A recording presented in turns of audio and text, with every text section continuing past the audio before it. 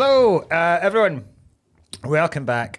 Sorry, I started that introduction there while I still had half phlegm in my... Phlegm brulee. I've had a cold for I reckon I've had a cold for about a month now. Ugh. Can't shake it. Just can't. Is it not? Is it a wee chesty one? I went, do you know what? I went and checked at the doctor to see if I had a chest infection. Yeah. And I think I do. They think I don't. But I think it's because they wanted to get me out of the appointment quickly. Because you know how like doctors Okay, now. right.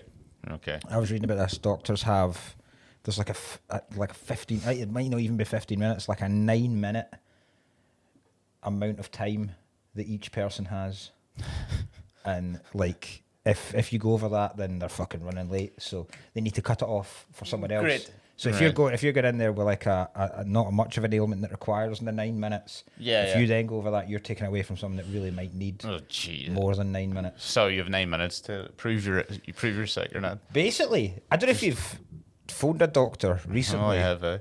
You have to describe what's wrong with you to a fucking receptionist before. Like You have to ring between. No. To get the thing, it's between 8 and 9, isn't it? But before that, then you have to. Yeah, there's a couple of questions like so. And he goes, okay, we'll pass that to the nurse, and then the nurse will decide if you. It's mental, man. It's like I remember I had a thing like it was like a kind of mole on my back, right? And I was getting it got bigger. And started to kind of change and stuff like that. So I was like, oh, fuck. Normally like panicking about that. And when I phoned up and I was like, I'd just like to get something on my back checked out. And she said, right, can you describe it? And I'm like, not really, because... Yeah. And then she was like, I can give you my number and you can send me a photo. And I was like, hold on, you're not a doctor. Yeah. And also you're offering out your number here. And she was like, no, the practice number. And I was like, no, but I'm still... I'm having it. Like, would it not just be easier for you to just make me an appointment so that they could actually check out, as opposed to me positioning myself behind a mirror trying to take a picture of something and then sending you my back? Your wife coming in. Exactly. You take a picture of your arse. No. It's from a local physician. Some woman gave me her number, and now I'm sending her pictures of parts of my body. Can you imagine having the WhatsApp from that practice? It must be just pictures. Yeah, I know. It's just a stream of pictures of weird cocks and burst knees. Yeah. Oh God. just an absolute. Oh God, the camera roll in that fucking thing. Everyone to lose on a bus. You're just back from Belfast. I am. An hour ago. Like an hour ago, I'm all hyped up on Red Bull. Quite tired, you know. I got last night at the gig in the Empire. Because Harp sponsored the gig. They don't sponsor this podcast, but I'm wearing it. Well. I've been given a Harp. They could sponsor this podcast. yeah. Were they so inclined? Listen, Harp, thank you for the free jumper. I love Harp, though. What does it say on it? It just says, I don't know, it's Christmas. Oh, it's Christmas. Oh, snow it is. So normally Irish people would say, oh, it's Christmas. Yeah, it yeah. is. That snow it is. Fuck off. Oh. I love Harp. Did I ever tell you about the time I tried to do get in the Harp ad? No. I try to go. So what I remember this is there was a Harp ad with a lot of massive pay, and everybody had to go to the Europa. So I was like, fucking, looking for comedians with like Norvish Ulster accents. Europe's most bombed hotel. Yes, it is. Yeah. Still a good hotel. It's nothing to do with their service. It was just where it is. Is that like someone who's like, I'm back here tomorrow because you overcharged the scone. Scone or scone? Scone. Yeah. Before we move on, we had a debate at the gig in Liverpool I was on the other night with all the backstage, and nobody agreed with you on the data thing. Everyone said it's data. It's fucking data. It's data. No. Yeah. I'm just telling you what people are saying in the fucking in the industry. And fucking Liverpool. You went to Liverpool of all fucking places. we all went up to Ulster. Ulster went up to Ulster, went up to the Europa, and basically when I opened the door, it was just every single comedian in Ireland, and nobody had told each other because it was so much money. And we were all like, every time another comedian walked in, we went, you fought, and everybody went, all right, grand, whatever. Mickey Bartlett eventually got it, right? Bartlett got it years ago, and we would basically you had to go in twos, and you had to like pretend that you were holding like a pint glass. They didn't even give you the pint glass, and you had to pretend you were like catching the waves off, somewhere in Northern Ireland or whatever. So the waves off, blah blah blah, and basically. It was a massive, long, oval shaped room, but you were so far away from these three people that were doing it like a fucking American Idol type thing. I just saw Dave Elliott. You know Dave Elliott? Yeah. So Dave Elliott came out like in tears laughing. I was like, what happened? I think he was in with Shane Todd. And what happened was they kind of took one look at Dave and were just like, nah, not for us. So Dave went, oh shit, right, where do I put this? Right. Oh, yes. And walked slowly the whole way down towards them. Oh. And then put the fake paint on the thing and then shook their hands. That is beautiful. Oh, that is stunning. I can't tell if that's what I remember because it was a long time ago of it. And then I remember Shane Todd came in. I think it was Shane that came in, or maybe it was Colin Geddes, but anyway, one of the two came out and was just like, ruined my fucking edition because I was just too busy laughing after that. Oh, that is amazing. That's absolute class. Check out their podcast. There was they need it. I remember a while ago you would have probably seen this because Waugh got a call back or something, where loads of Scottish comedians and Scottish actors had been asked because they were casting a Scotty in the I remember this reboot or whatever current incarnation of Star Trek. Yeah. And you had to do a stealth tape. But it was like, I think there was like so many disclaimer forms that you had to agree to, like non-disclosure things completely. It was one of those things. Do you know when they film a big film and they call it something completely different? Yeah. Because, so when the press or the movie press find out that there's a big film getting filmed in a certain area and it's called something like Enigma, and it turns out it's a new Mission Impossible film. Yeah. That. It had that kind of thing. Aye. And they were like, I remember reading. I didn't even bother doing a self tape for it because that was terrible actor. And I thought this is fucking pointless. Yeah. I think it eventually went to an actor. Yeah. Well as rightly it should. Yeah.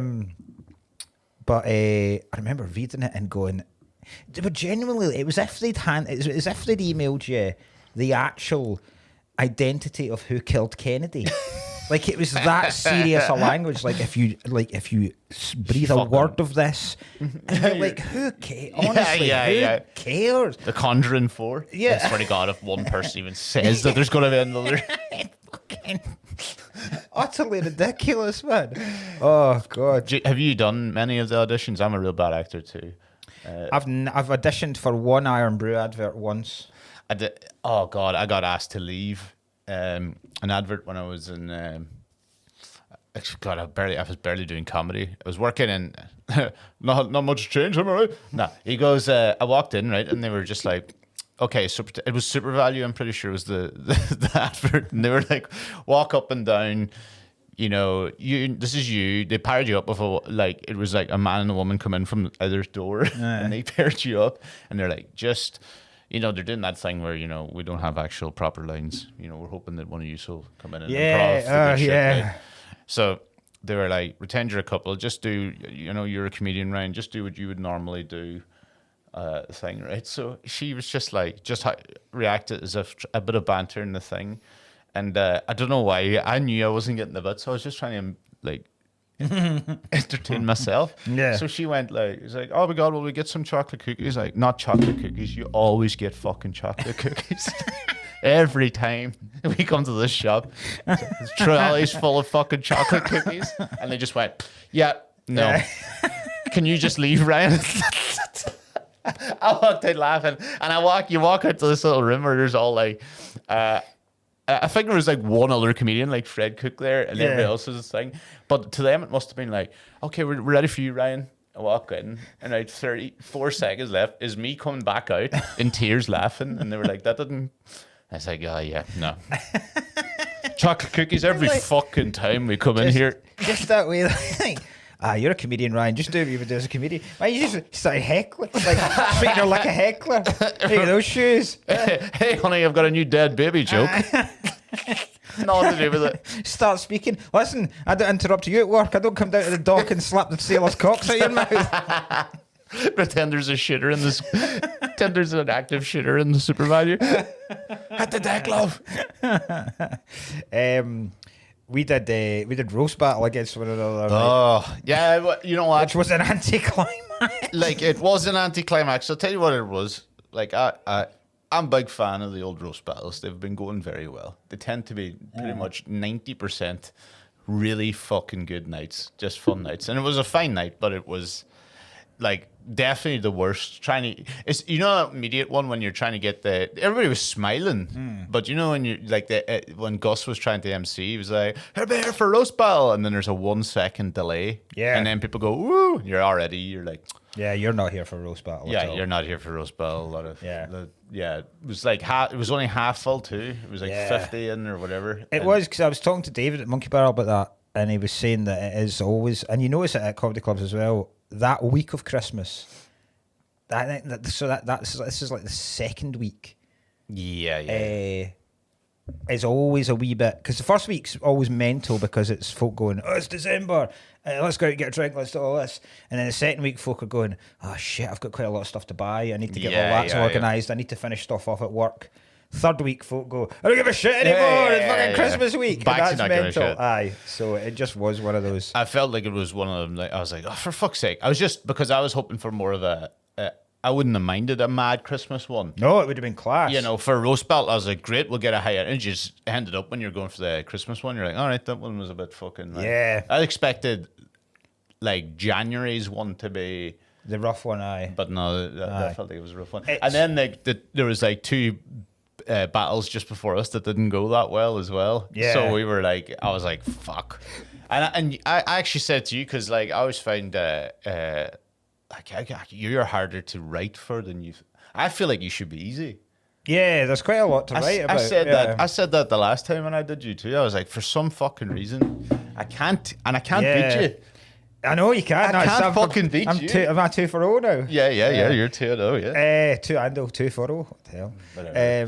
American sports. Yeah, but there was because see what I've noticed like with roast battles is the last couple I've done. I think the attitude towards them is changing, because people come in watching a roast battle, and even the compere goes, right, you ready for some really brutal shit? Folk are like, yeah, say anything. They don't mean it. No. They don't actually want you to say anything. Yeah. They want it very strictly within the parameters of what they find acceptable. Yeah, absolutely. Some of ours was absolutely like it was horrible. I've written funnier jokes, but ours was pretty horrible. It was horrible, but it was so much funnier because the night wasn't as electric, and then we just had about fucking. Yeah, I was chatting about your teeth being like. Dragging a dusty kid from Gaza out of it, thinking it was rubble. And people were like, "Hey!" But they kind of went like, and there's one particular yours. What one? Oh God, no! Let's not mention that. That was an error. That was part of like that was excellent. Yeah, that was so. But there was 2 jokes that I did to you. One of the ones I was raging about because I'd played about with it all day, right? Wait a minute. I've got them here actually.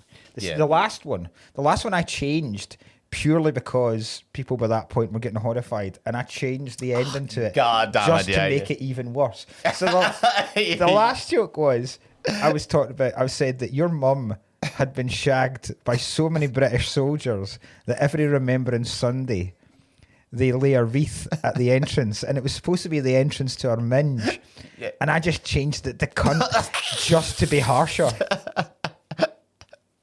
And it was like, there was some people just sat there and went, what is this? This is horrible. So there's some people in my Discord watched it. you know, the NFL Discord, and they were just like, God, they picked up on the audience, right? And they were laughing. They said, there's someone apparently in the front row that you could see in the camera just hating all of everything we said. Really? Yeah, there's apparently someone absolutely fuming.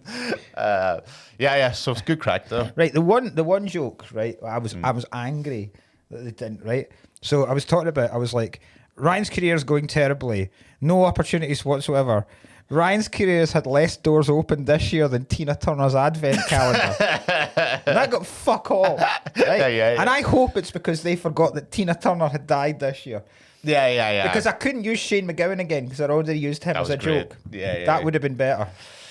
Do you know what I get when I write a really long one and thing? It's always the one that, fuck's sake, the joke that everyone laughed at the most was the one I improv'd. The one that I started about round one. I was like, you should go first. And I tried to rub your belly. They were like, yeah, that's what we want. I was like, shit. Like, you know, like physical appearance ones, that's all they want. Yeah, that is really all they want. Yeah. Because there's only so many of them you can do. Because I wrote something about, I don't know. I wrote like the one I got. It looked like you play with your nipples when you take a shit. Yeah, that was fun. It was very funny. But they went, yeah, that's what we want. And then you say something horrific about the thing. They're like, ugh. Yeah. I realize now as well when you said a lot of the physical ones are the ones they go, they love. Yeah. Because they've got. I suppose it makes sense because they've got a frame of reference. They can actually look and go, oh yeah. Yeah. Well, you live and you learn. Exactly. I should fucking learn. I have to do the fucking world championships. I know. In January. I genuinely would be worried for you after that. Like I can now just go, well, I'm never doing that again. I've got one in January. Right. Who are you, am I do you know how you're doing it? No. Am I going to have to do one of those things like Joshua before a big fight? Take on the nearest postman. Hit them for 10 and then go like, yes, I'm ready again. Maybe just pick some poor open spot who's never done it before. Yeah. Just utterly ruined them and then go, right, I'm fight ready. Person with one leg. Missing eyes. Fucking hell. Oh, Christ. Right, it's week 2 of Christmas month. And Ryan, this was my choice. Yes. Because I love this film. As do I. Good, because like, you know, it's one sometimes that people, I think that people that have seen it completely agree. But most people would be like, what? You know, I remember a few times they go, Daddy's Home Too. Yeah. Which is the film. They go, you know. And a couple of people have messaged going like, you said that the rule was and you haven't done that. I'm like, it's Christmas specials. Yeah. We're allowed to skip Daddy's Home 1. Yes, that was the because initially the rules we established for this were we had to find them in a charity shop. Yeah. So for this we don't need to because it's specials. Yeah. And also we couldn't do a sequel unless we'd done the original. Yes, and we couldn't even do it in like we couldn't do Goldfinger until we'd done Dr. No. Yeah. But with this, we made an exception because it's out with the rules because it's a Christmas film and it's Christmas special. So there are no rules. And thank God, because Daddy's Home 1's terrible. It is. This is the thing. Daddy's Home 1 is don't bother. It did a lot better critically. Daddy's Home 1 than Daddy's Home 2, which I can't understand. It's so crap. Like I would just be like, it wasn't even a Christmas film, didn't they? They just kind of went, we may as well fucking punk this into the Christmas. Big fan of it. I watch it every year for Christmas. Oh, I love it. I love Daddy's Home 2. Yeah. It's absolutely brilliant. It's so funny. Oh, Marky Wahlberg. Yes. Yeah. Is this our first Mark Wahlberg? I think it might be. I think it might be. I like Mark Wahlberg. I love Mark Wahlberg. Look, people bring up like a lot of shit about him about when he was a kid, all the shit he did. Yeah, when he blinded that Vietnamese dude. Well, because was he a bad boy when he was? He was like a full on like drug addict at 13 years old. Oh really? Aye, real rough. Is this before New Kids? Was he in New Kids? No, his brother was in New Kids. So what happened? Donnie Wahlberg. Yeah. So what happened was Mark was like proper violent. He would a mad racist attack and blinded a Vietnamese dude. Jesus Christ. Yeah, completely blinded him. He's been since trying to find that guy but he can't find him. But people keep bringing it up like a shady past. The But really, these guy can't find him either. That's the worst thing. I mean, in fairness, like he was, that like he was 14, 15 or something when he did it, right? And people are like, his shady past, but I'm like, he's pretty open about it. Like he talks about it all the time. He's like actively. I think I'm pretty sure it was like Ellen or something where he was like, I can't find the guy. If anybody has, I've been trying to find him for so long or whatever. But and then he got into God and. Turn around. Donnie Wahlberg, his brother, then got into New Kids on the Block. Yeah. And then Donnie helped him do the Marky Mark and the Funky Bunch. Yeah. And then went off from there. But it was all before that. Yeah. Because he's one of the proper Boston. Boston boys. He's one of the. Do you know Mark Wahlberg is one of the actors that seems easy to impersonate? Like I've seen, because he's out of breath quite a lot of time. It's like, hey Ryan, wow, here we are. God, back in the studio. Oh my God, and it's Christmas time. Oh, and you got a jumper on, cool jumper. Oh, like he does sound like he's like, got asthma. Yeah, he does a lot. I see him a lot on videos where he's like doing, because see people take the piss out of him because he's one of those guys that he gives like his daily routine. Where he gets up like 3:30 and eats a pig and 9 eggs and then goes to an ice bath and and then like half his day he'd be like, fuck community, start winding down, it's 8 a.m. Fuck it, it's just a dreadful life. When he put it out, I was like, first of all, it's Mark Wahlberg being Mark Wahlberg, I kind of enjoy him, I must say. I like him in films too. He can make absolutely dreadful films. Now he couldn't save a couple. You know what else you couldn't say? The people in 9/11. He used the top 3 ever terrorist tweets. Do you remember that one? No. Good, because I have this saved. This is all I've wanted to talk about. You've never seen Mark Wahlberg's 9/11 No, I stuff? don't think so. No. I thought Has he been in a 9/11 film?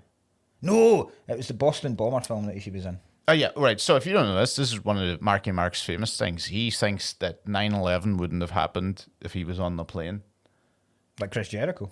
Yeah. Yes. No, my multiple planes for a start, so already from the off. Yeah. His quote... Well, maybe not. If he takes back one plane and then chases the other planes in that plane. Playing out of it. When he jumps from one plane to the other, the others are like, we can't drive this. You just let that one fall.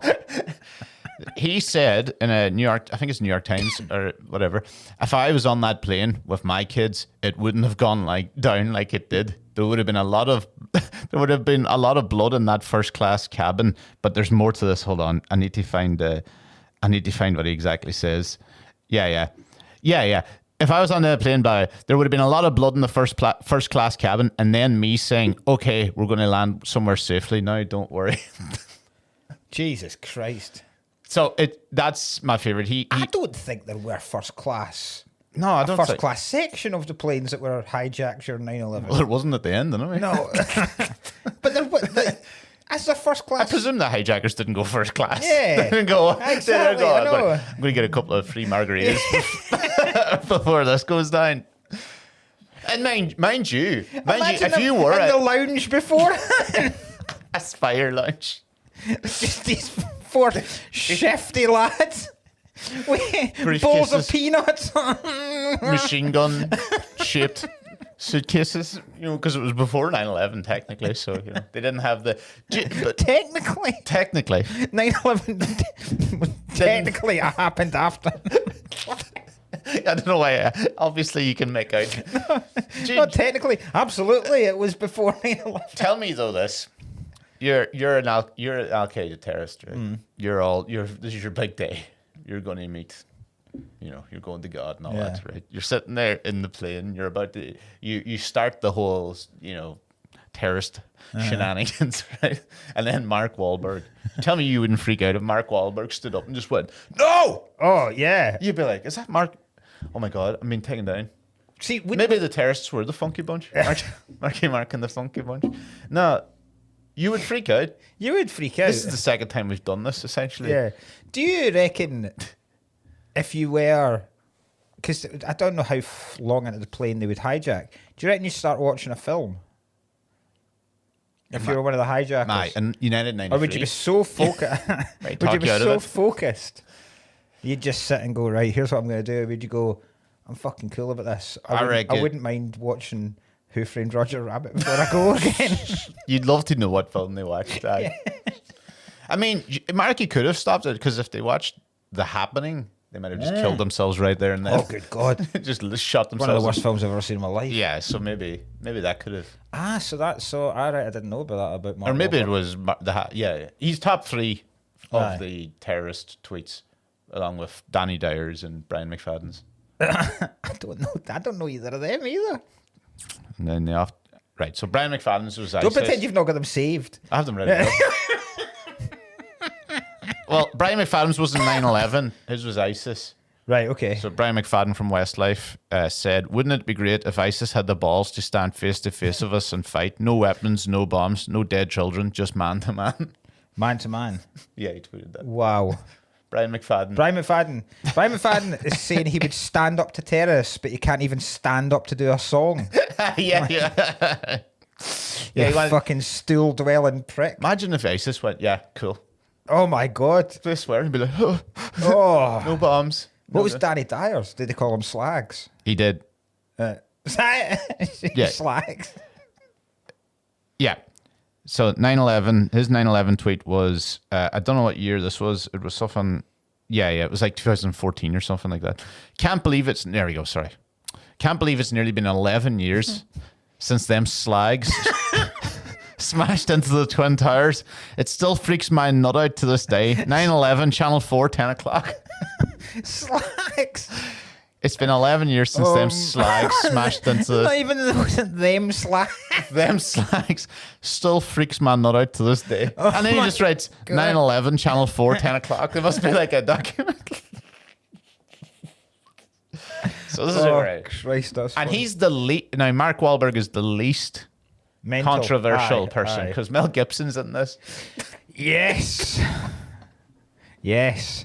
Now, first of all, can I say the casting in this is phenomenal? But not what all top class. Yeah, because already Ferrell and Wahlberg are brilliant. But when they were sitting down to pick who to play their dads, I don't think you could cast better in terms of actually looking quite like them. Yeah, but also being the same kind of person. Yeah. Like it's phenomenal. Yeah. I think casting John Lithgow as Will Ferrell's dad is genius. It's absolute fucking genius. Yeah, man deserved an Oscar for it. Oh, there's so many Oscars that are deserved in this. But Gibson. I love Mel Gibson. Despite the man's clear faults. Yeah, I like some of his films too. I do. There are some that are pish. I used to like the film The Patriot.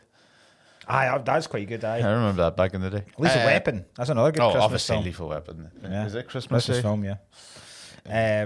But even like when he first enters this, the entrance is brilliant. Thunderstruck playing and like a gold halo behind him. Yeah. And winking. And he winks at the stewardesses and Will Ferrell going, "My God, I know this sounds weird, Dusty, but he's beautiful." It's like he's been carved from Gibraltar. You know what it means. Do you know the first? So I maybe saw this film for the first time in, I don't know, maybe 5 odd years ago, something like that. And every single year when we watch it, I try and find a jacket and a coat that's like the one Mel Gibson wears in it. Because I love coats, right? I've got far too many jackets and coats. I spend most of my clothing money on jackets and coats, right? Just you get to that. Honestly, you get to a certain. I've always loved them. It's like a Britpop 90s kind of thing because there's some cool fucking coats about. But now I can't not buy. I bought one the other day. But especially when I see, like, I spent ages looking for the same coat that Idris Elba wears in Luther. Good coat. And eventually found that. I'm rewatching at the moment. I found that. I cannot find one that's like, and I can't even picture it. It's so cool, man. It's like it's called a pea coat, right?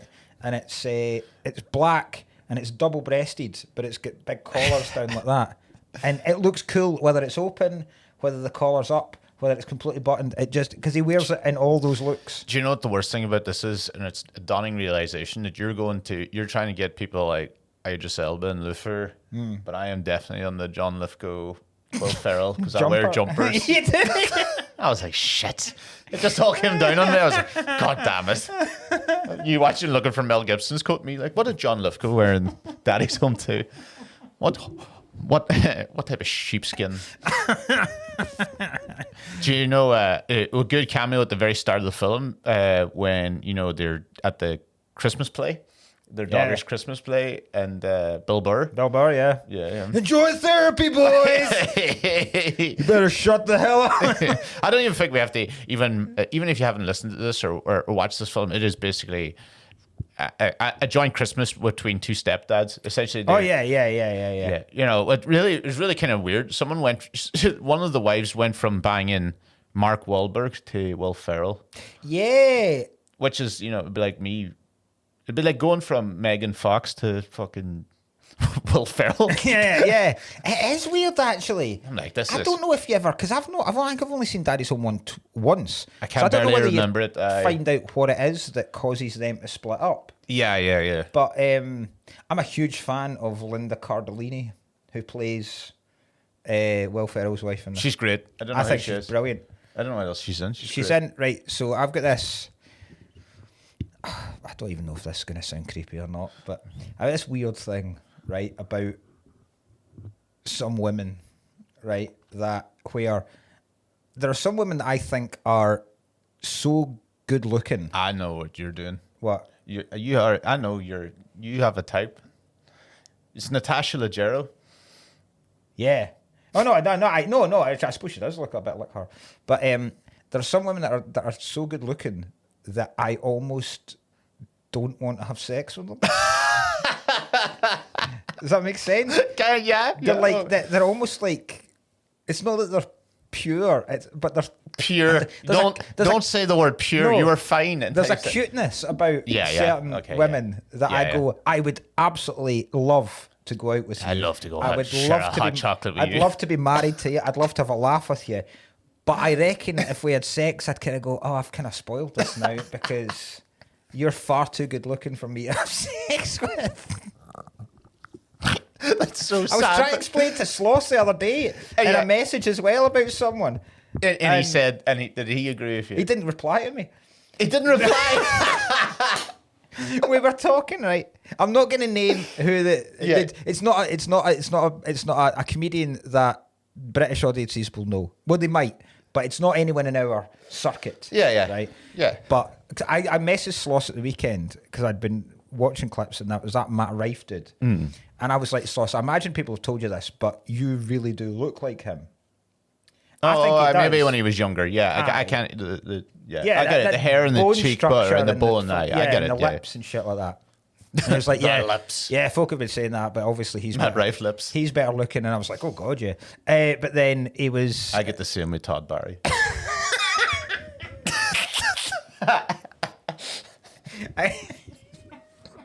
I get the same with Norm Macdonald as he looks now. Todd Barry, that's absolutely perfect. You didn't even go like a billboard or something or a CK. Todd Barry, that's Jim Norton. fucking amazing. Jim Norton hitting but yeah, I was explaining to him and I was like, oh yeah, there's this comic, and I was like, I watched your videos and stuff, and I explained it exactly as I've explained it to you. He'd been firing off replies and up until that, and then I threw that in, and then he just went, no. Amazing. She is great though. Yeah. And another reason why I really like her, and this again is going to make me sound very, very strange. Yeah. I have a weird thing about Velma from Scooby-Doo. Everybody does. No, not Velma. No, everyone's got Daphne. Sorry, because I don't get this, but I've seen it all over. People are going mad about this Daphne shit.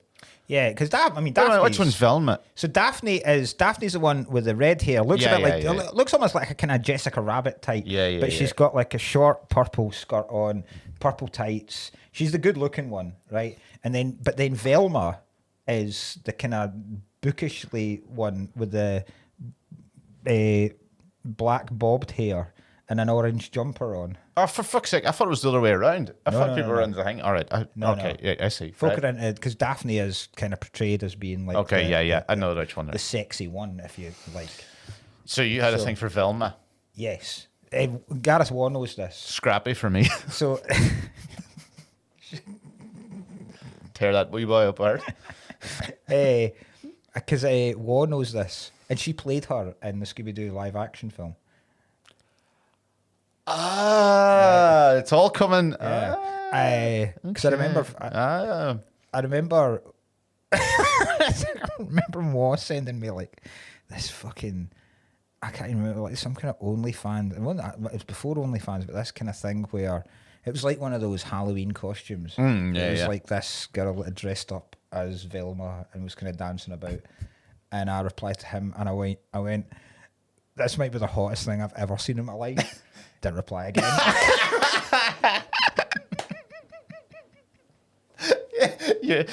You're so basically what you're saying is you're basically your thing in women is just made people to just you keep leaving people unseen. People leave you unseen when you mention. Yes. That's great. Yeah. That's very funny. That's very funny. She played Velma too. She was in ER. She's in ER. She was in ER as well. Yeah.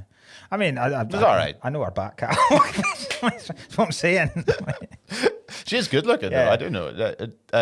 Fucking, no, not Mark Wahlberg level. And it's very funny, though, that we're chatting about the good looking one as her, because I do agree that she's better looking than the superstar model. Alexandra Ambrosio. Yeah. The custard. Yeah. Custard. Alexandra Ambrosia. Yeah.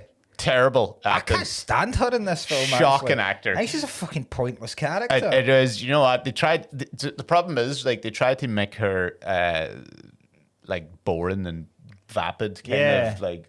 And then try and make her a thing, but there was actually no point to it. They throw in the shoplifting thing.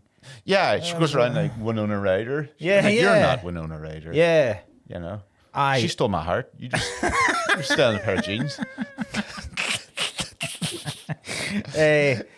That was her best. She just can't. She's not a good actor, in fairness to her. You know, as well. It's quite hard because like there's a couple of people that technically aren't good, but it was just not. See the wee girl, right? That's so not the one that is Cena's daughter. The other wee girl. Yeah. Is she? Because I was looking at the cast. Is she Emilio Estevez's daughter? No, it's just another Estevez. I googled it too.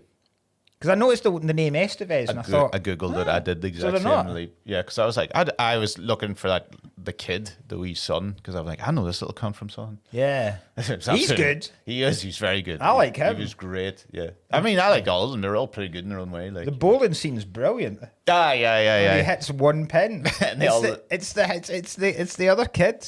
When he's going, hey everyone, this kid's about to bowl a perfect zero, and then the whole crowd start betting on him. He's about to roll a donut.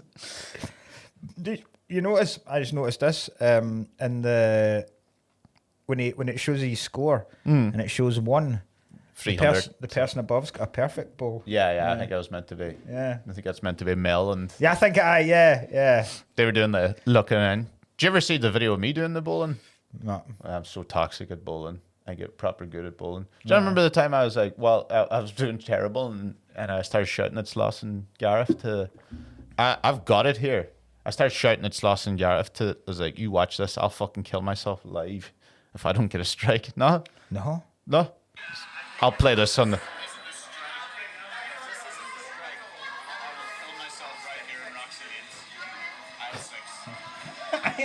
I said I'll 6. Oh, that is. Looks like I'm going to live a long, healthy life. That is fucking excellent.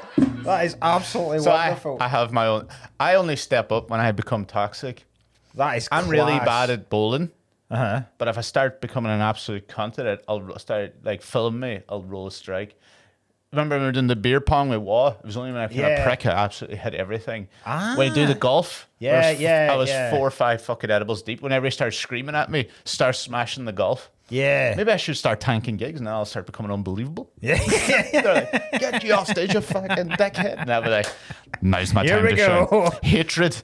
I go bowling quite a bit. Do you? I really love. I love it. I love bowling. I wish we had a bowling culture in Britain because it's a Last, proper. it's the last fucking thing though Britain needs is bowling culture No, as well. I know, but it's. I love it in America. I don't know if it's just because it's American films, but I love things like that. People have bowling leagues and like Lebowski kind of shit. Yeah. Because it's such a. I'd be for And I'm all right at it actually. Okay. And then right. I go with the kids, and it's the one thing where I never ever even consider letting them win. Like it's not even it's pure. I'm not even really playing them. Yeah, I'm playing yeah. my own game. It's me against me, and they're just a breather in between me. Fuck's sake. It's weird, right? Because I've got that thing, and whenever we go to bowling, there's like amusements and stuff, right? Which I used to hate. I loved them as a kid, but then when I became a parent, I used to hate it because it is an absolute fortune. It is, and yeah. a con.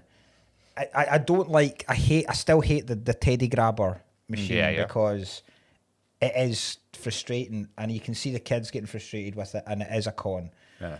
However, there is one game at it, right, that you have to. It's not a strongman thing. You have to hit. You get this like foam hammer. There's this wee ringmaster, and he's got a foam hammer attached to him, and you hit this sensor, and it goes up like the big needle, right? But you need to hit it in a way that it's not too hard, but it's not too soft, and it needs to get right up to the top. Nice. And with that, you get 1,000 tickets. Oh, that's better. This is, swear down, this is genuinely true. There has not been one visit to the amusements in, I reckon, the past 5 years that Seamus hasn't won that 1,000. It is He's just got the exact. He was born for that game. Fucking incredible. It is genuinely jaw dropping. Like I've got, I'll send you pictures. Do you reckon when he hits puberty, then it's gone? Like it's I like, hope not. and he runs in and he can't do Where's it anymore. the- They're like, you've grown. You can look at people, can't you? No, I never knew that. Search your Google Photos via person. Aye, you can search it for things that are in. That's so weird that they know. Uh, So he's won how many 1,000 tickets? But 1,000 tickets is like what? 1,000 tickets gets you bugger all. You'll Yeah. get like a mug. That's not too bad. But I mean, to win there's like a Jurassic Park Monopoly game, and to win that, I mean, you need to like fucking 40,000 tickets. You'd need to spend about 300 grand to win this Monopoly game, essentially. But yeah, every single time he wins it, and every single time I'm like going, "Are you sure?" The last time, this was on my birthday in November. We went, and I give them a tenner each, right? So I'll all go about, and she'll have a couple of goes at the trying to get a teddy, and then she'll play like this really cool Nerf gun game, and then she'll spend money on like those VR simulators where you're on like a roller coaster, right? Yeah. She does it for enjoyment. His entire tenner goes into that, right? So the last time, he got the jackpot on the third go, and as we were leaving, he actually said, "I just needed the first two to get my eye in," and I was like, "Jesus Christ!" Like he knows now. Fucking Thor. He knows like how much, and then he goes, "Right, okay, right, Just the way you just. Oh my god! Like a sniper? It's like a darts player. Dropping like, a blade of grass. Exactly. He's tossing it up and going which way the wind is. It's going to affect. It's unbelievable. I always wanted to do take a run up and play. You know the basketball game. For the thing, just run up and fucking slam dunk. Yes. Fly in and just smash. Oh through yeah. the glass. Yeah. They've still got the. Do you know what don't pay out as much anymore? The coin games. You know the. Like just the tipping slot point machines. kind of thing. Oh yeah. Yeah. I mean they don't pay out much anymore. I used to remember they paid out a lot when they were Back in the day. When they were 2p's. I think it's a 2p was heavier Oh, and thinner, and it used to be 10p's. You get fuck all now. 5p would be a nightmare. Yeah. What's your high score in bowling? Oh fuck, I don't know. I could bowl 300 if people started like screaming racial slurs at me. Oh, aye. But apart from that, like 40. overcome. Toxicity is like spinach to me. Popeye job. Yeah. Aye. No, I'm good. I'm good because it is one of those. It is one of those pub. Like I'm really good at pool as well. I'm quite good at darts. I'm good at darts. Yeah. I'd hammer you at darts. I guarantee I'll fucking Very hammer you. much This doubt is a Eugene thing. It's a Patreon special. That's a coming Patreon up. special, yeah. Do you know Eugene's? That's the one thing about this movie. Eugene, Mel Gibson's character does have a lot of Eugene. He traits. does. He very much does. Yeah. I can definitely see. He that. absolutely does. Do you know at the start, by the way, when they say, he's like, "Oh, we're all together." Will Gibson goes, "We're all together." It's like a real subtle advert in it. She goes, "We're all together." He goes, "Oh, I'll book a place," and then they were like, "It's going to take us too long." He goes, "Look, booked it." Yeah, Airbnb. Airbnb. And do you think Airbnb rang up and he was like, "Can we get anyone else to do that?" But Then Mel Gibson. then Mel, considering everything, like Airbnb. That would be a fortune. That Airbnb. That Would be an absolute. But I'm assuming he's minted because he was a space shuttle captain. So What a bizarre. I know. So such a bizarre thing. Like there's no reason for him to be that. No. Only for a couple of gags about packing the car. That's literally all it is. I love that when he packs the car and he just chucks. It just loves can't fit it in. Just ends up being Will Ferrell's. Here's the thing, right? Talking about jobs, and this takes us back to Home Alone as well. How has Wahlberg got such a class house? Right? Because you see it in the first one. I don't think you see it in the second one. But when they drive up to Ferrell's house and Gibson goes, "Is this your house?" And Ferrell goes, "Oh no, Dusty's house is way nicer than this." How's he got such a class house? Because as far as I can tell, his job is directing cars outside a school. So That's right. How the fuck has he got that? He's so good at it, though. Like, I mean, that's The school, you reckon the school, like, superintendent sitting there going, like, looking at the budget for the year, going, like, it just says books, 20 grand. It's like Dusty, 400K. He's just like, we can't lose this guy. We can't. He'll be absolute mayhem in that car park. He's the best in the business. He shut down the library. He closed down the library. So we need more cones for Dusty. It's fucking great. They go the whole way out to like I don't know. I've never been to any of those getaway. I think it'll be like Aspen or something like that. Aspen. Yeah. It's a place to go in Dumb and Dumber. Oh, I'm sorry. It's great, and when right, we need to talk about because Will Ferrell's dad, as we find out, is his mum. It's so bizarre. His mum's basically met someone on a flight. Well, they've both met someone on a flight, and she's ended up shagging him, and then left him. And it turns out to be Sully, the guy that landed the plane in the in the Hudson. A lot of aeronautical jokes going on. But I wonder, does Sully have a wife in real life? He probably does. It's I'm just not such sure a he does in weird the Tom Hanks film. It's just such a weird thing to do. Like, it's not like it's not weird for actors to do it, but it's weird to go, there's Sully acting as himself. He's not an actor. Yeah, exactly. And he's like plowing someone on a. Yeah. It's not like his wife must be going like, don't like this because the fiction. It's not. Have you not had enough publicity? Like, it's not like you don't need this part. It's not. I wish you died on that plane. But when it all comes out, is it that improv night? That's so fucking grim, that scene. Right now, because I've never been. The only improvisational stuff I know is like Whose Line Is It Anyway, and the groups we have gigged with. Yeah. Right, but you've spent more time in America. Do those improv nights exist? Where it's like, because improv's so huge. Yeah. In America, it kind of blows my mind when you find out that most American comic actors have come through like Chicago's Second City and all that kind of shit. I know, it is massive for them. Sure, all the comedy clubs are the Improv, like and I just don't get it, and I like it's just so shite. It's just so fucking crap.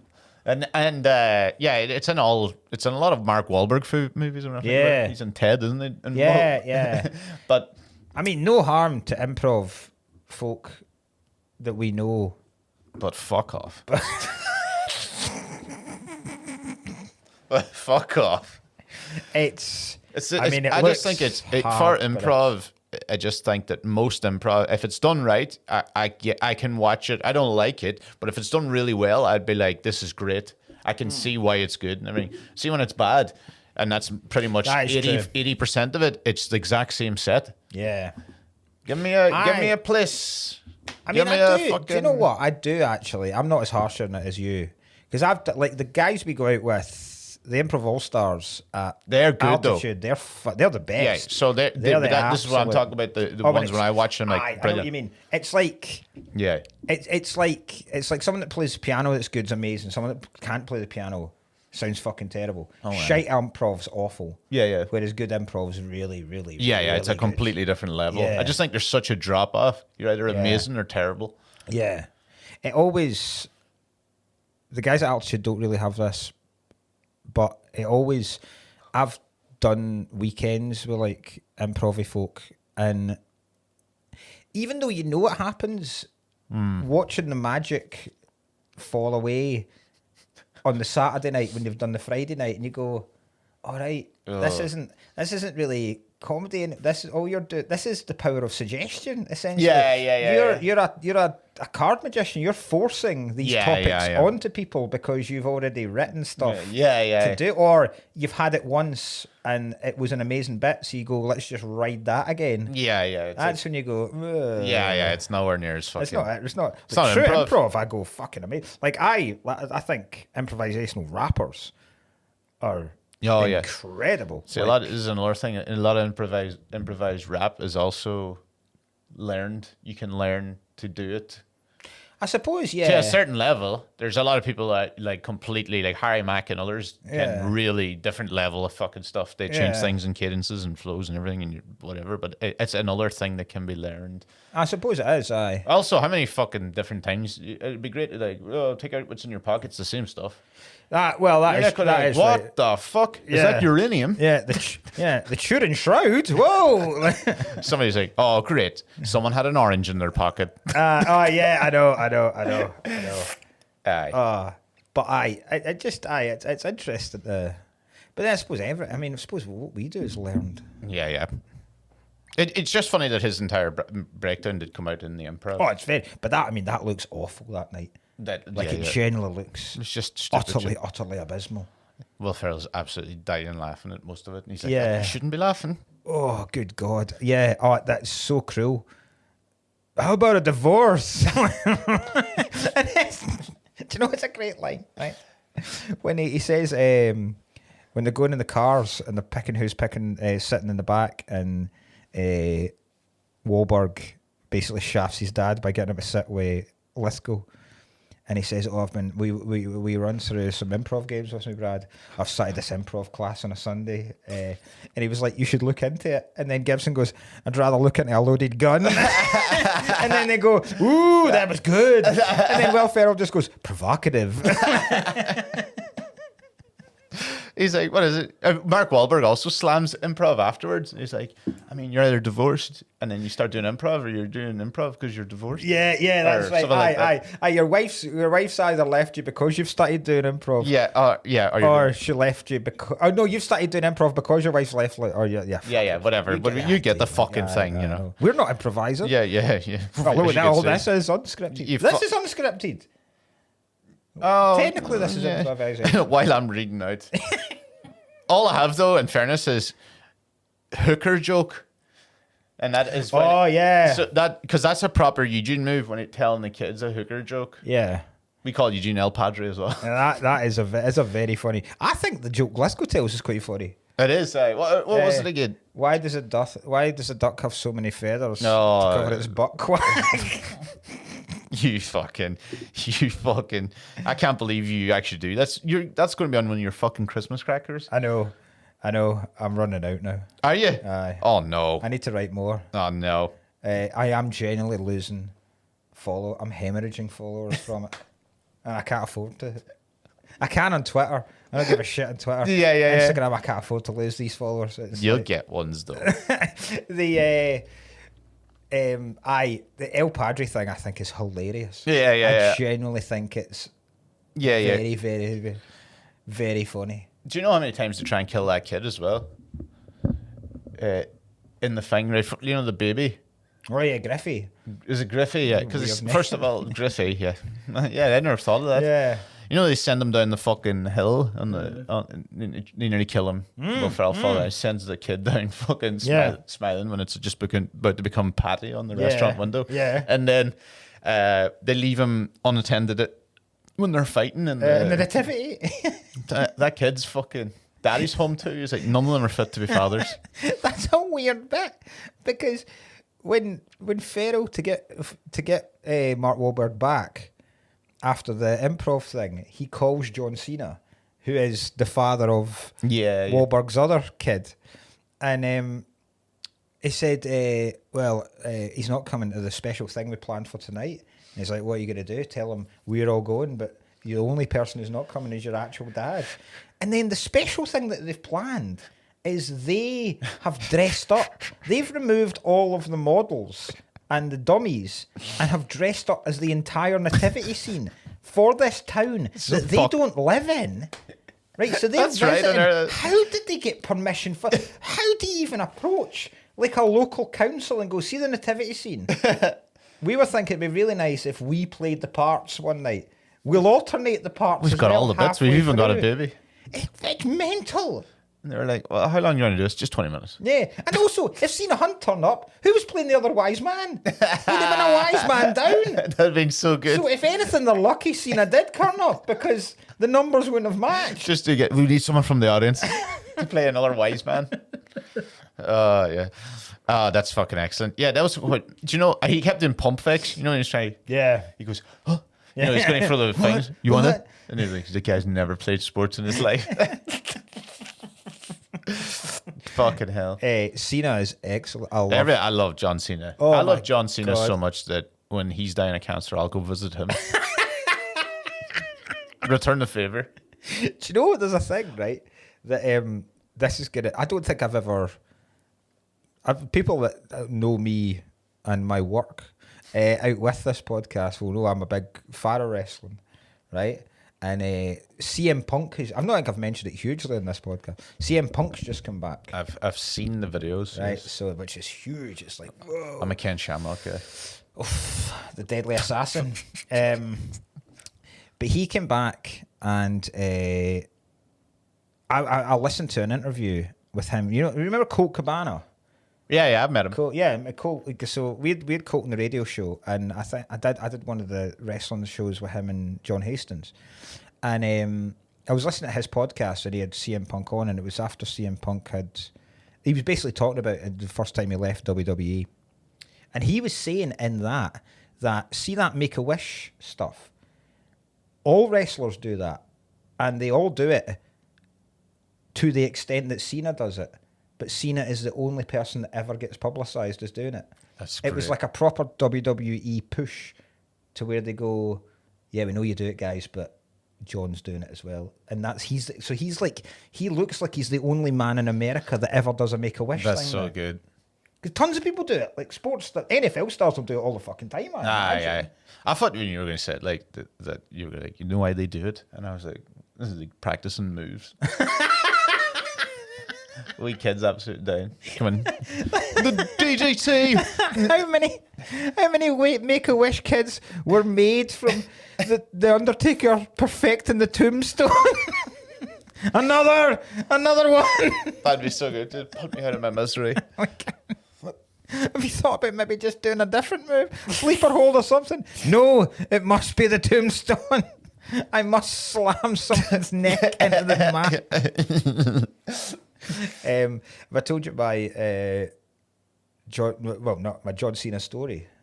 No. So me and my wee brother, we were huge wrestling fans in like late 80s, early 90s. So like just towards the end of the Hogan Ultimate Warrior and then into Bret. The main era was the Bret Hart, Shawn Michaels, Razor Ramon kind of era, and then right into Stone Cold, The Rock and shit like that. So we had this year, me and my brother, when he first came to uni, where we were like, we're going to go to as many different sporting things as we can. So we'll go to a horse racing meet. We've already been to football. We'll go to a rugby game. We'll go to the darts. We'll go to an ice hockey game, right? So we're like, why the fuck have we've never actually been? We'd been to those kind of shitty wrestling things that communities would do. Yeah. Community wrestling is actually pretty, because that's how like ICW and all that kind of stuff got out. But in those days, back in Dumfries, the town hall would get hired out. Yeah. And it'd just be these dudes that had nothing, like no charisma, no moves, nothing. We'd been to them, but we'd never been to a WWE thing. And we went at the Braehead Arena in Glasgow one night, right? And when they do those kind of, unless it's a big pay-per-view, they never brought the big guys, because I was kind of gutted I didn't get to see The Undertaker. That was the main guy. I went to see him and Triple H. And but they brought Cena, came over. So the main event was Cena v Sheamus. The Irish dude, right? Because at that point, Drew McIntyre wasn't in it. So they didn't. The closest they could get to a hometown boy in Glasgow was the Irish guy. Right? Yeah. So he was Sheamus, right? And Sheamus wouldn't be that big, so he shouldn't have been in the main event with Cena. And Sheamus won it, right? Because they expected Glasgow fans to go, yeah, one of our boys. And we were like, I don't fucking give a shit. Yeah. There's Rangers fans losing the plot, you know. But we went, right, and we had seats, and we were kind of talking, because we didn't realise you could get drink at it. So we were steadily getting hammered at this, right? And getting proper and fucking yelling it and everything, right? And then I went to the toilet and said, there's no security to get down ringside. Like, there's nothing. Like, see that, the walkway bit, there's nothing to stop us getting down there, right? So Paul was like, right, I'll go and check. I'll go and have a look as well. So he went to the toilet and he was like, no, you're right. So we just went, fuck it. So we just walked down and stood right next to the ring entrance bit, right? So where people are high-fiving and all that kind of shit. Folk have got signs up. So then the main event happens. Sheamus comes down and gets in the ring. Cena then comes down to this huge ovation, right? So Cena's doing the full thing. Fireworks are going off. He's fucking doing everything, right? And he's walking past and he's taking off like sweatbands that he's got round, right? So he takes off the sweatband, throws it into the crowd, right? A kid goes for it. And I watch my wee brother push the kid like that and pick it up and put it on. And I went, what are you doing? And he went, what? And I was like, you just pushed the kid out to get that. And as he's putting it on, he goes, I paid my money same as him. And I was like, there's so many videos of people. First of all, you didn't, because we've just sneaked into this area. This kid has paid at least 4 times what we paid. And secondly, even if you had, you utter dick. I was like, what are you going to do with this? It's a sweaties. The guy's dripping. It's greasy. What are you going to hang up on your fucking wall? What are you going to entice women in with your John Cena sweatband? Oh my God. There's so many videos of people doing that in like baseball and stuff. Oh God, yeah. They're just hand in the kid's face, like I was black affronted. That was like, so what a dick. That's great. Oh God. Do you think that what's your toxic trait? My toxic racism. Right. You've got in my head I was like, Mark Wahlberg's is thinking he could stop terrorism. Yours is, I thought your brother's is stealing off children. Yeah. Yours is when an opportunity arises, you feel like you have to take it. For example, you just saw that there was no security. Oh yeah. Oh. And you're like, well, I have to do it now. Oh, if I see. So if you see any, if I see a way to sneak into something, you'll do it, even if you don't want to see it, to get free shit. I cannot let that go by. So that's yours. Like, not a chat. If I was in a bar, and I've thought about it a couple of times at gigs where it's been like a gig that I've closed the bar while the gig's on, and the green room will be near the bar, and I've thought there is literally nothing to stop me going in and just taking 3 pints. Like, there's nothing. That's yours. Absolutely nothing. And I've had to physically restrain myself at some points to stop doing that, because I know if you get caught, you're not working for these people again. Yeah. Because you can't go, I thought we were allowed to do this.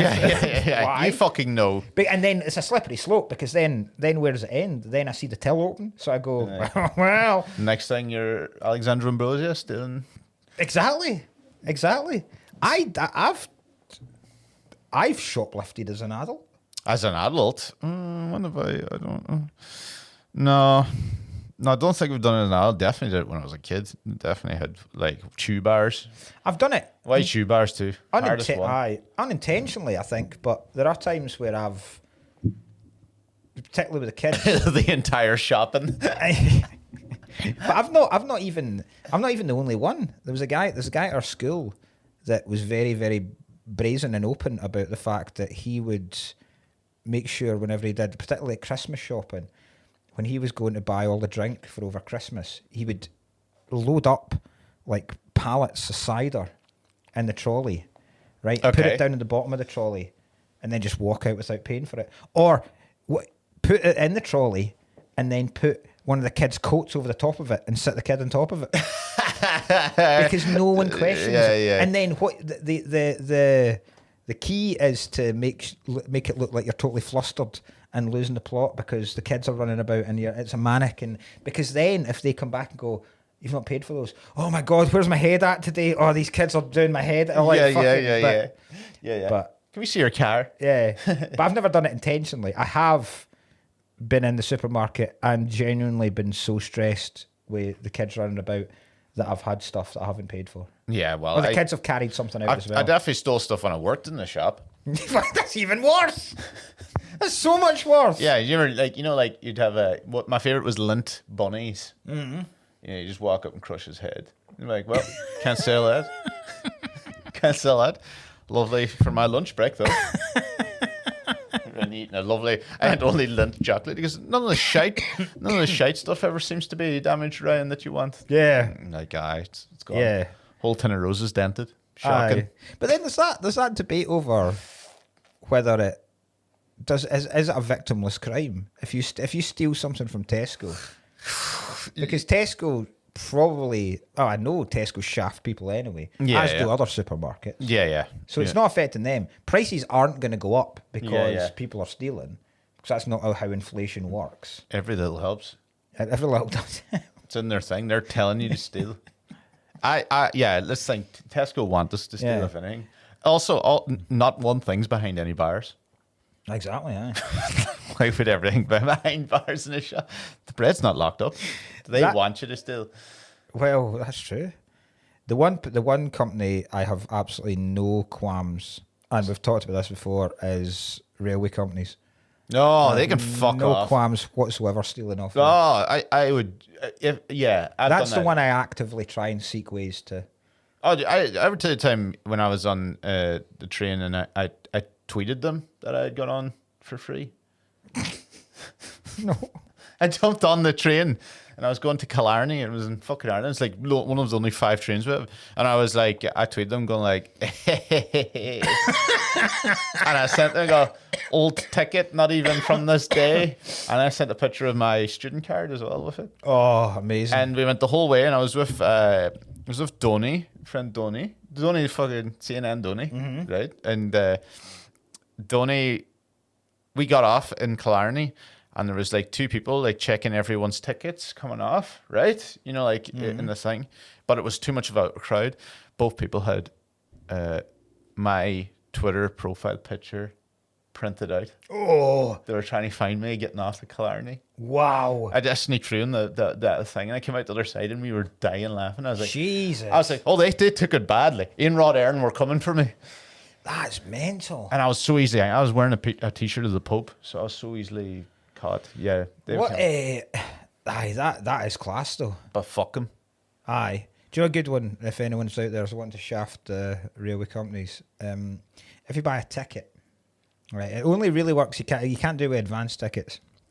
But because Sunday services are largely less well staffed than the rest of them. If you buy a ticket on the train, if you buy a ticket on the app before you get on the train, don't download the tickets and certainly don't activate the tickets, because there's every chance that on a Sunday the barriers will be open anyway. Yeah, if it's an early train, you go through that early train, go straight through the barriers. You've got the ticket, so you're fine if there's as an inspector. 9 times out of 10, no inspector, right? And then as you come off and make sure you've got off the train, just refund the ticket. It's never been activated. Oh, right? yes. At most, you'll pay a £10 administration fee. Yes. But if you've been coming back from London, Nottingham, Manchester, Birmingham, there's a good chance you've paid about 90 quid for the ticket. Yeah, so it's just 80 quid straight back in the hipper. Free journey. Yeah. Right. Well, I've told you. I've told you. I've told you before about my one about the advanced singles getting the money back. Yes. That's. I think I've told it on this podcast as well. Yeah.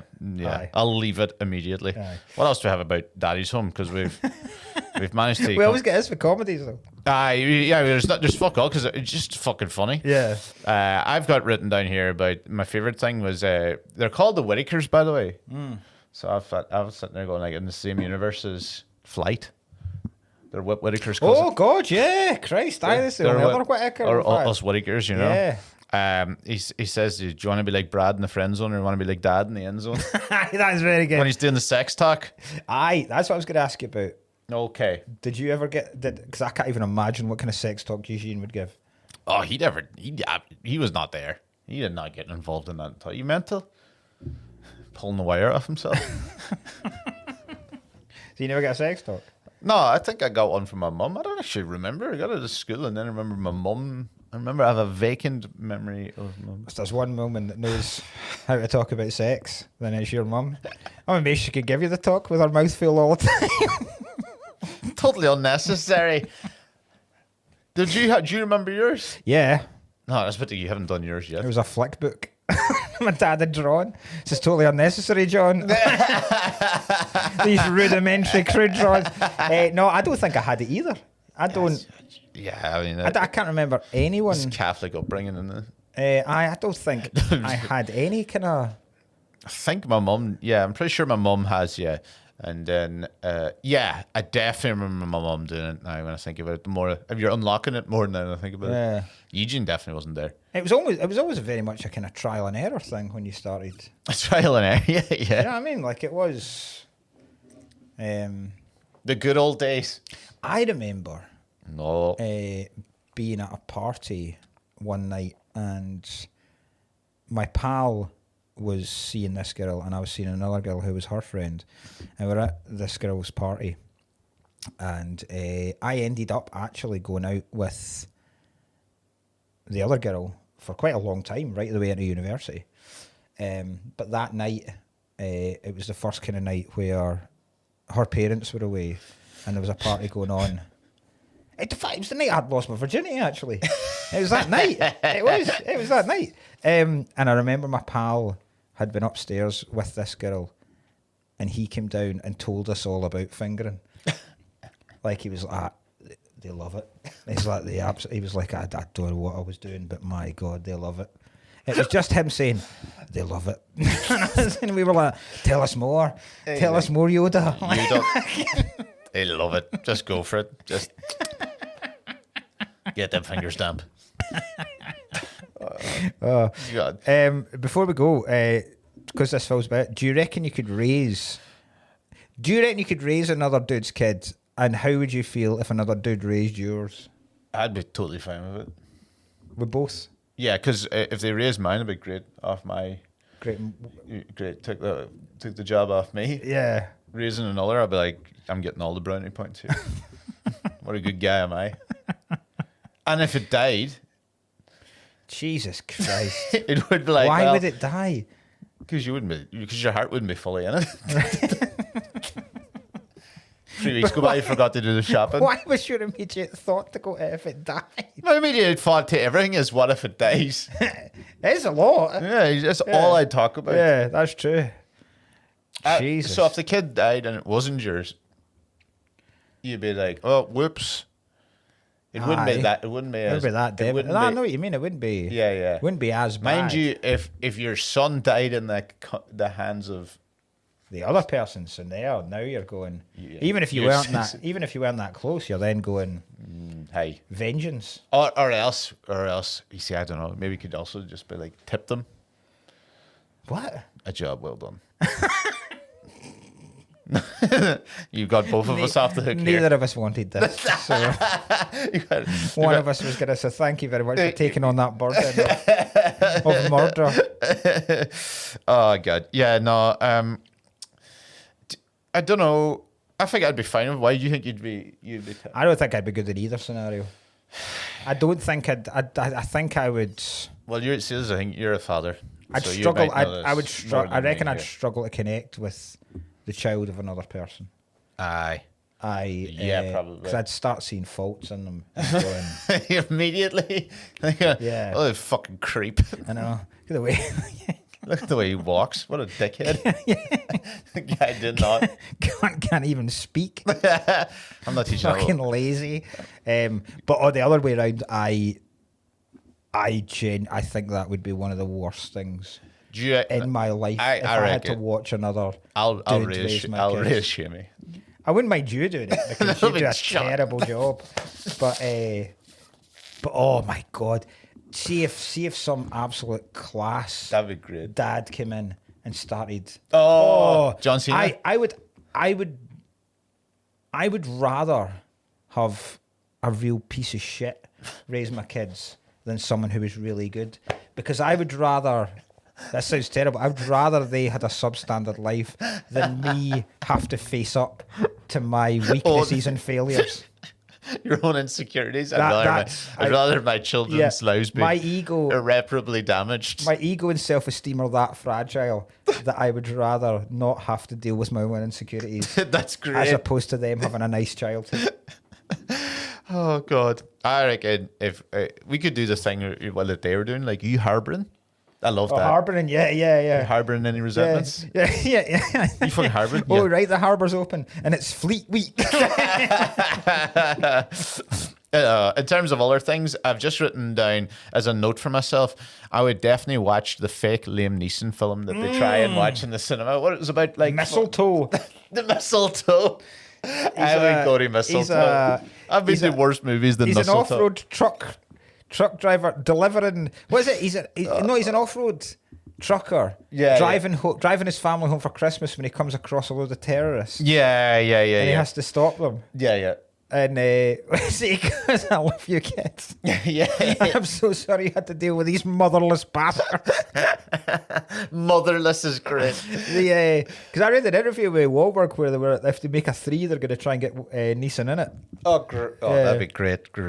Because I had it in my mind, you actually saw clips of the film, but all you hear is a voiceover when they're sitting in the cinema. Yeah. There's a very funny bit when we need to talk about that as well. When they're in the because they get told to go back to the town because there's an avalanche. And he goes to an avalanche, and John Lithgow goes to the cop. Do you think it's because of all the snow? And he's like, "Yeah, I think the snow had quite a lot to do with it." Do you think? Have you ever been in the cinema when it stopped like mid? No. Yeah. What, there's a power cut and shit? No. I have. It was back when I lit up that fucking Batman film. No. Absolutely take that back. I have power went out. I still think that the reason why I hated Top Gun Maverick was because one of the speakers were blown out. And that would make a difference. I said to you, I was like, I don't think the sound's right. And I noticed it when they were trying to play the fucking shitty fucking 80s music in parts of it. And I go, I feel like the whole bass player's gone. So I must watch it again, because I feel like even some of the scenes like you're taking off the sound. I was like, I don't think this is right. Do you know, I went to see Top Gun Maverick 3 times. Right? Four times. I went to see it the first time just for myself, because I loved Top Gun and I absolutely adored going to see it. And then I was like, right, the kids need to see this. So I took the kids to see it and they loved it. Then I went one night because it was the only thing before I got a night bus home from Manchester after the Frog and Bucket. And then I went because it was in 4D. What was the 4D like? I had to walk out. Nine.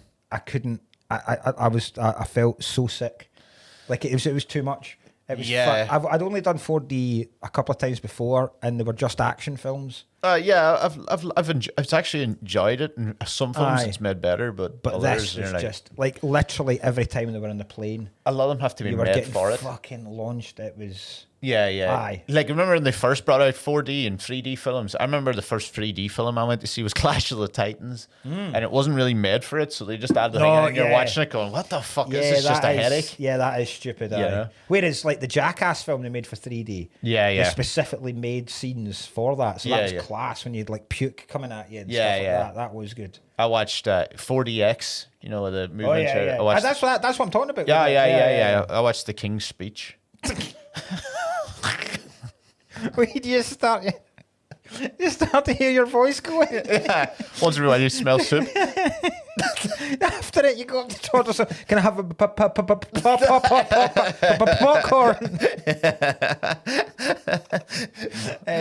40X, you go see My Sister's Keeper. You have to go for chemo halfway through it. Like I went to see Sophie's Choice in 40X. Only returned home with one. I got sexually assaulted when I went to watch A I go to get my checks done. Oh, God. It's so fucked. Do you know they're doing ones now where like the screens are up the side? Oh, that's pretty cool. Yeah, I think they did.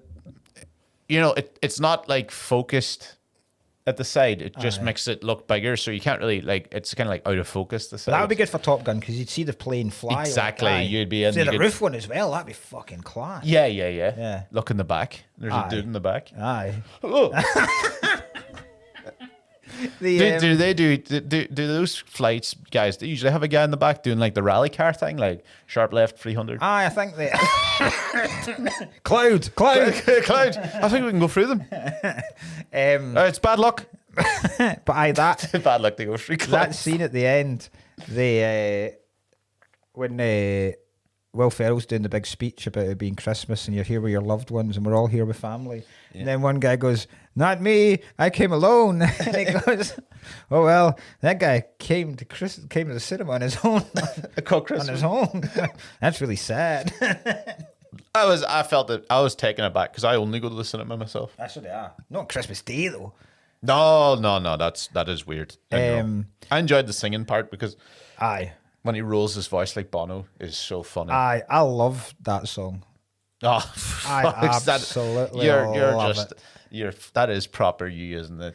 I bet you watched you probably watched the DVD of fucking Queen live at. I did. That's your. I have watched that very few, quite a lot of time. But that, oh my god, that song is just.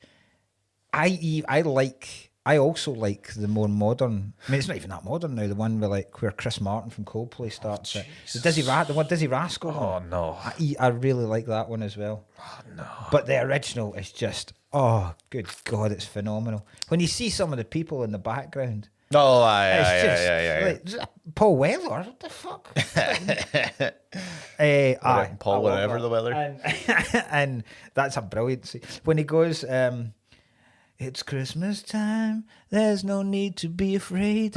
Roger. The fact he's called Roger as well. It's the last name I would expect John Cena's character to be called, Roger. Oh, he goes up and he says, "I love you," and he goes, "You take that back." Yeah, it's just the fact that that's his favourite song. And he's leaving to open the door and he just goes, dung, dung. And he stops and he goes, "Oh my God, it's my favourite song in the world." And he's like, "I'll listen to this in August, I don't care." I used to watch Daddy's Home too with Daniel because the Slosses remind me of Will Ferrell's family. They're all like that. I have this. I totally forgot that in the note. Telling your family you love them. Yeah, because I love them. You take that back because Daniel used to do it to me to try and make me feel awkward. I'm not doing it back. It's weird. Yeah, it's weird. He would do it to Gareth as well. We had this discussion in our group about fucking. Have you ever told your dad, or has your dad told you that you love them? Never. Me neither. In your entire life. I go as far as I have never had any contact physically. Physically, I've never hugged him. I've never shook his hands. I'm pretty sure I didn't even touch him when his ma or grandmother died. I'm pretty sure we still stayed like it was COVID restrictions. Just a nod. Yeah. Another one down. I remember what we did during his own mother's funeral. He was just pointing out people who were used to be in the IRA. There were people coming in, he was like, used to be an IRA general. That's what I really did. Oh my God. Never. No, and I think that's the right way. I think it's the right way. It's surprising. It shocked me with Dad because I think it's a very Scottish and Irish thing. Americans probably do it all the time, but it's a very kind of stoic. But I think he was the only one out of all of us that said, yes. Milo probably does it. Yeah, Milo does it all the time. He does it. Christ, he probably crochets it for his fucking dad. Leaves it under his lunchbox. Yeah. But yeah, me, you and Gareth were fucking horrified at that. Yeah, like, absolutely. because Daniel does it a lot. Like he does it on the phone and shit. Yeah, when he hangs up on the phone to his parents. What a weird. I've only seen you since 2 o'clock. Yeah, he's exactly like that's why we used to love the film because I was like, yeah, that's very funny because it is quite accurate. That is my side of the thing. Yeah, me and would be Mel Gibson. His is definitely. Oh God, yeah. Yeah. Oh, we broke the laptop here. We didn't actually break it, right? But you know the thing, But you know they were like, I was like, I'll ring my dad. He'll come over and fix it. He loves doing this type of thing. Can you imagine? Like if I broke anything and now Eugene, he just like it would. I'd be on the dead ringer phone within seconds. He'd be like, my dad's only texted me. Remember the last time I showed you? He'd only texted me 3 times in like 7 years, and all 3 things were tips for horses. It was like 2017 Grand National. Oh, that's amazing. 2020 Grand National, and then one Cheltenham race. That is wonderful. My cousin Vinny, 10-1. Each way you be sorted, sir. I'm seeing my mum and dad today after this. We're meeting in Glasgow because they're going to give the kids their presents for Christmas. And at the end of it, we're going to go for a meal. At the end of it, me and my dad will probably hug. Yeah. But neither of us will be happy about it. Okay, right. Neither of us will... I don't think either of us will be comfortable with this. I've met your dad. He's the same. He's cut from the same cloth. Yeah.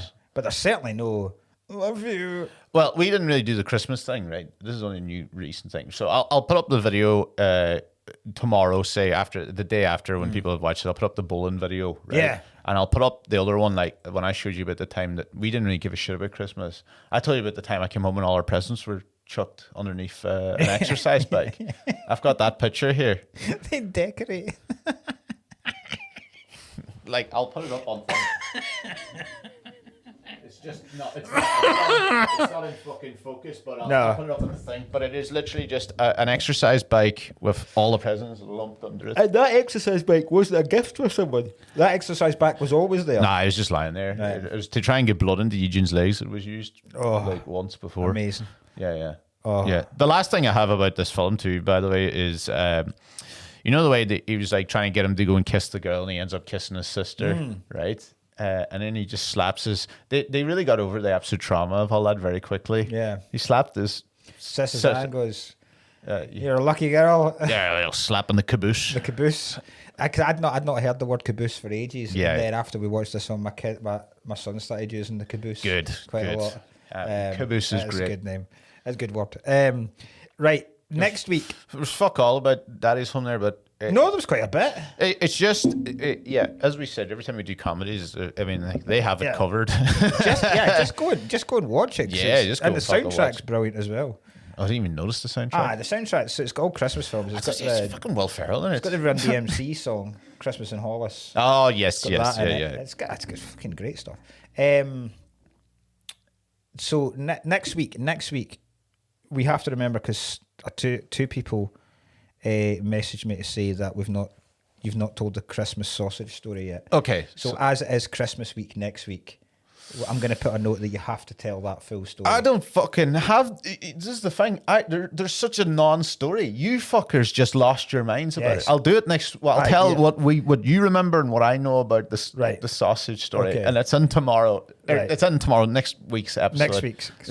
Next week's episode, we are doing the ultimate Christmas film. We're doing It's a Wonderful Life next week. And we'll hear about the ultimate Christmas story in the sausage. Yeah.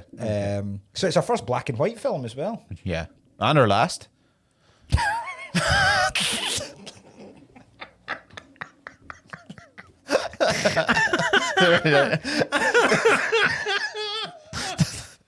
Oh God. So yeah, It's a Wonderful Life next week. So that'll come out probably a couple of days before Christmas. Oh, imagine why listen to us cunts. I've got an absolute fucking cracker of a jumper for next week. I tried to buy one online, you know. They're not easy to find this year. I don't want to imagine if I was trying to buy one and I was like, I just didn't have the money for it. Yeah. But imagine if it was the exact same one that you. I know. I'll ruin it for you if I said it now. I don't think it will be. Okay. I really don't think it will be. I reckon it will be. All right. I don't. I'll tell you after. Right. Okay. So yeah, Wonderful Life next week. Just keep doing what you're doing. Thank you very much. Last week's Home Alone episode was our most listened to and downloaded of all time, which was absolute class. So if we can keep that trajectory going, we might start. Sky's the limit. Catching some of those fucking pricks above us in the comedy stand-up charts. Yeah. Fucking Rob Thomas. We got some murmurs prick. of it. We've got. It's just turning completely toxic now. We're trying to catch these rat bastards. Yeah. Every one of them. And yeah, if you could leave us a review. We got our first 1-star review. Did we? Yeah, but the shite bag hasn't left a review. So I think, and it happened after the roast battle. All right. Okay. So I think it's That's fine. Some dick has just gone, I like these people. Yeah. Leave a review, you fucking coward. Aye. An actual physical review. Who the fuck writes a one-star review and doesn't write anything? Every other one 5 stars. If they wrote 1-star review and the fucking N-word, I'd be like, well, okay. Aye. I'd be more like... Aye, but at least tell us why you didn't like it. At least tell us. So we can improve. Yeah. You're like, no improvements here, boys. But yeah, keep doing that. Keep sharing all the stuff. My tour is rapidly approaching, particularly if you're in...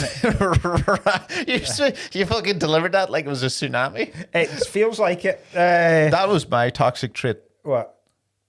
Causing tsunami? I feel like I could survive a tsunami by just... If I saw a tsunami coming, I just take it off my top and run directly at it. Kind of like jump. Dive into it. I would survive. I feel like I would survive a tsunami if I ran directly at it. I know what you mean. It does. Because it would also be before it hits land, so there's less chance of it like being full of trees to cut you into bits and everything. You're just hitting the fall. Hopefully you survive. I know what you mean, actually. Exactly. Or if there's an earthquake. No, you can survive an earthquake. Yes, I would sit in those massage chairs at airports, and everybody else would be shaking. I'd be perfectly still. You fall asleep. You're so relaxed. Perfectly still. So yeah, tour dates are all on the episode description. The links are down the bottom. Particularly if you are in Belfast, Cork, or Dublin. So if you're a fan of... You're looking at me. I don't have any polls. Fucking Yul Brynner, then... So it's Limelight in Belfast. Great. Love Limelight.